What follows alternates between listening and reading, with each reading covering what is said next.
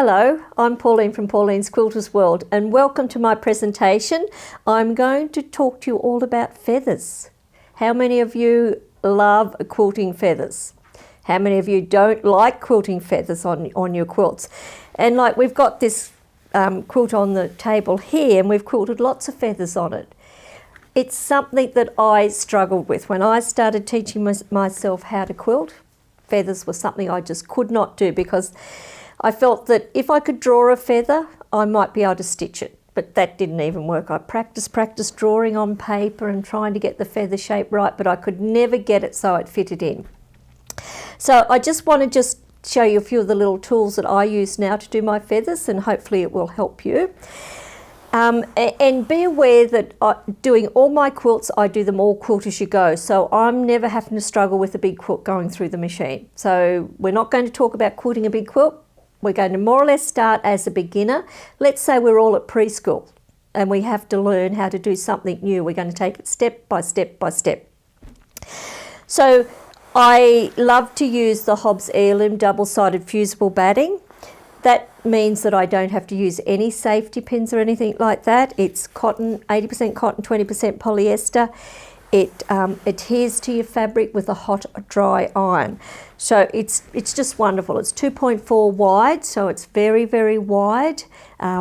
We give you great instructions with it, how to use it. It washes really, really well. It doesn't peel through the fibres of your quilts. Your quilts are beautifully and soft and cuddly. It is a little bit stiff when you're quilting it, which is great because it sits there beautifully. And I don't do any of my quilting with a walking foot. And I'm going to show you how I quilt feathers today with a regular sewing foot on my sewing machine. So no free motion, we're not talking free motion, we're talking basic quilting. So I'm going to prepare my sandwich that I'm going to use to show you how I do all of this. So I've got my fabric cut here. It's just going to be a little sample. This is the way I would suggest you start at home. Lay your fabric out, cut a piece of your batting and put on top. Just cut it to size. You don't get wastage with this batting like we do with others. And we'll fold this over and we will now start to press this with a hot dry iron. And I just use a little mini iron and we're just, oh, the iron's not on.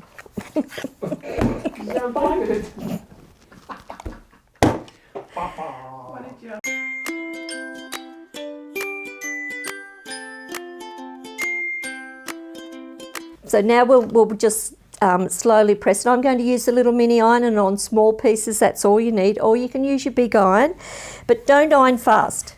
It won't adhere. You're going to iron slow. And don't just leave the iron sitting because you don't want to scorch your fabric. Just move it slowly across the surface.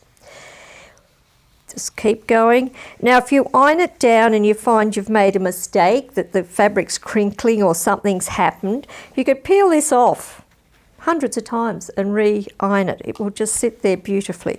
So just press slowly. Just get the all done. Now it's not sticking to the back. We're going to have to flip it over and do the other side. But you can see how lovely and flat that's sitting. And I just don't like using safety pins because I get too much movement. I have to use a walking foot. I have to take the pins out as I'm working. So just flatten this out. If it's stuck a little bit, just pull it back and lay it down and press. Just press it up. So now we're going to draw some feathers on this to get you started with quilting. So this is a new product that we've just produced. This is our pack of feathers and there's 3 different shapes in this set. So we'll just pull these ones out so you can see them. So we've got all different sizes, different angles on the feathers. These are for the ends to fill in. This one's a bit different shape again. It's longer and narrower, but makes beautiful feathers. And these are bigger feathers, so if you want to use them on borders or whatever. So this is what we're going to trace our shapes from. So it comes with the set will come with a little booklet. It has what each one's used for. We give you all the different shapes that you can make just to give you some ideas to get you started. All of this will be in the booklet. And full instructions on how to teach yourself to do beautiful feathers. So you get the little booklet with it so you can learn from home. But to start with, I'm going to draw a spine. Now a spine is just usually a curve, any curve that you want. Then you can use any size templates. I think I'll use, which one will I use? I'll use this one. So the pointed end is the end that goes in against the spine. And we'll just start by drawing one. We'll just draw around it. Now I'm using the Pauline fabric marking pencil because I know once I quilt over this line, I'll hardly see it. Or if there's some marks left once I finish quilting, I'll be able to wash this out. Or you can erase it. It erases off beautifully. Even if I iron over it, it won't heat set like a lot of marking pens will. So I just love this pen. If I was marking on the dark coloured fabric, I'd put the light coloured lead in the pencil. So let's just draw this line again where I erase that out. Now the next one we'll just bring in right in against it, and it nests right in. And we can do another one, or we could make it a bit smaller. We could do a larger one up the top here to nest it in. So you can be really, really creative with this set of templates. So we'll draw the next one. We can reduce down the size here now to nest this one in. So you can see how it's all starting to form. We can put a little one at the top here, just to fill in the top area. And then we can come back down and do some smaller ones down this side. Which ones will I use? Let's come down to this small one. So fitting it to whatever size piece you're wanting to quilt up. There's no hard things about drawing your feathers onto this sort of fabric. Like I could come back up the other side now and draw this. I could draw it in a circle. We can do all sorts of things. But what we're going to do is with the instructions here that come with the pack, we've got the numbers. Like we've used number 3. So that was the third one off the template C. So they're all marked. You'll be able to follow them very clearly. So we've graded them down. You can see how we've graded down in sizes. This one here, we've used 6 and 5s all the way around, and then we've come back and used 3 and 4. But it's all very well set out in the example in the book. But as a beginner, I would suggest you start with this one.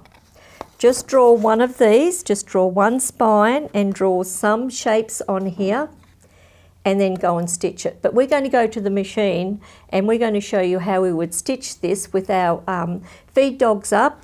And when I do stitch, I'm going to use the open toe foot. This foot here has nothing in the middle. It's a regular sewing foot. Now I hope you can see that. Now you can buy these for any of your machines. You just, if you haven't got one, go to your dealer and ask them for an open toe foot for your brand and your model machine.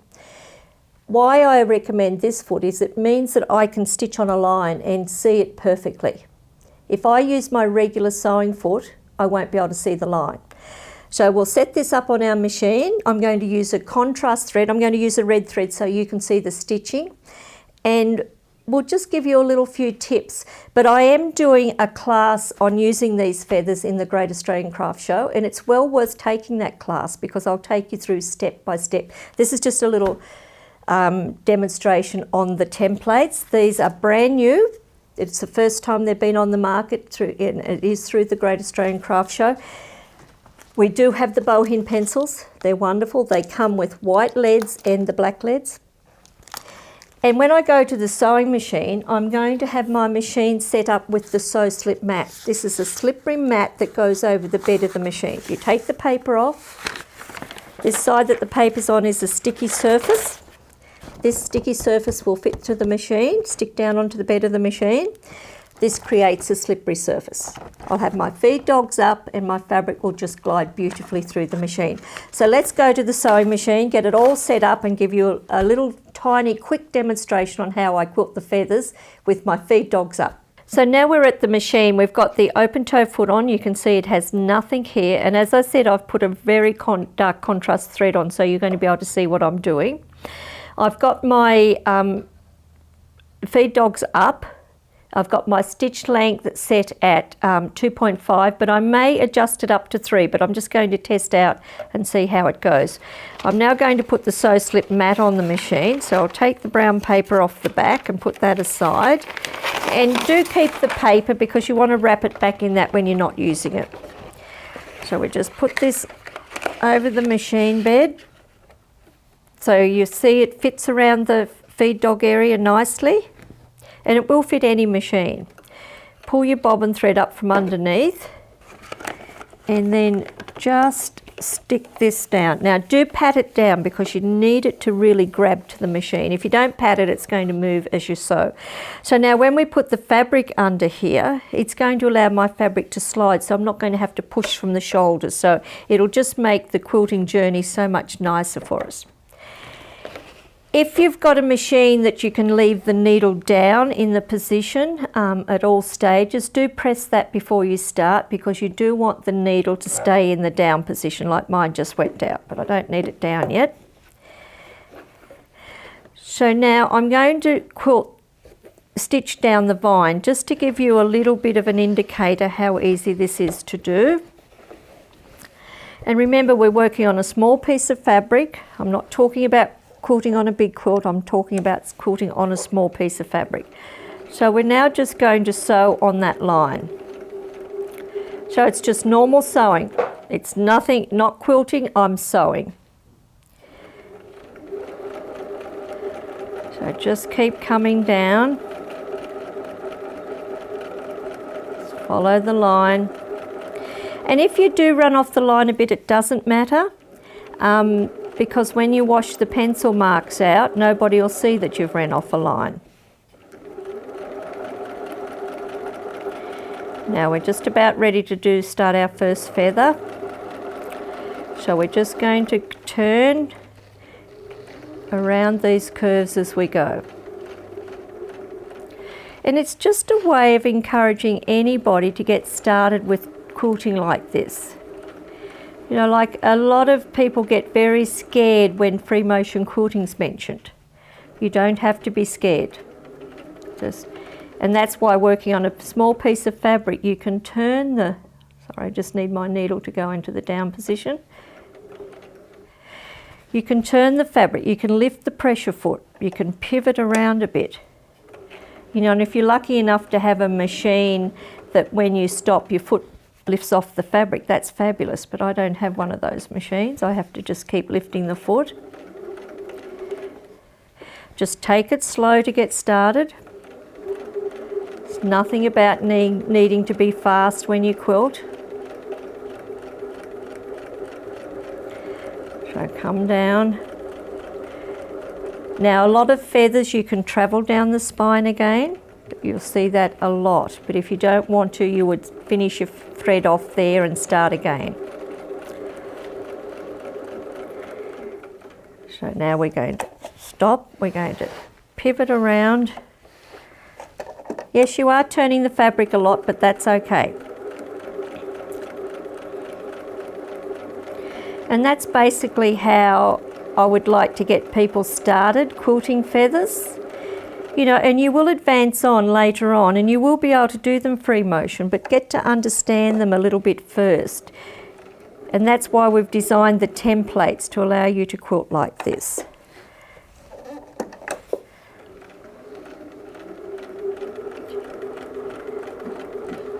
So we can just keep travelling around.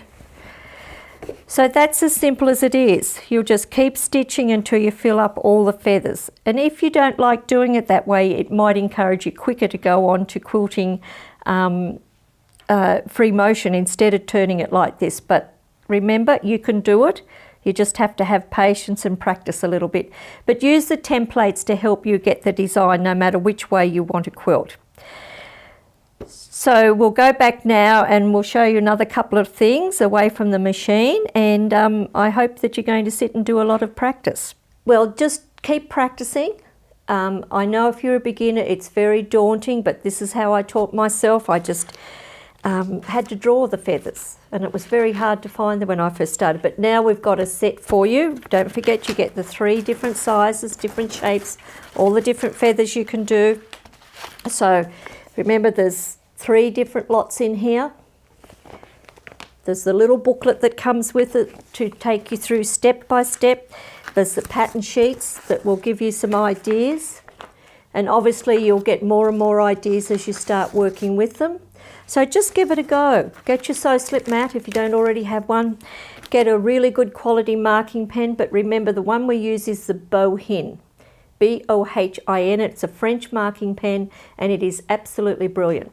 And you can mark any coloured fabric. You'll just keep 1 black, 1 white lead in it, and you can transfer the leads over. So give it a go. Quilt on small pieces like this little quilt is here. The smaller the pieces are, the easier they are to turn under the needle. Get your open toe foot on your machine and you'll be good to go. And I'd love you to let me know how you're going with it. We'd really love to get so many people started with quilting and doing beautiful shapes. So stay safe, stay well, and be creative in all of that time. But have a look at our YouTube channel and go and have a look on our website, www.pqw.com.au. Till next time, bye for now.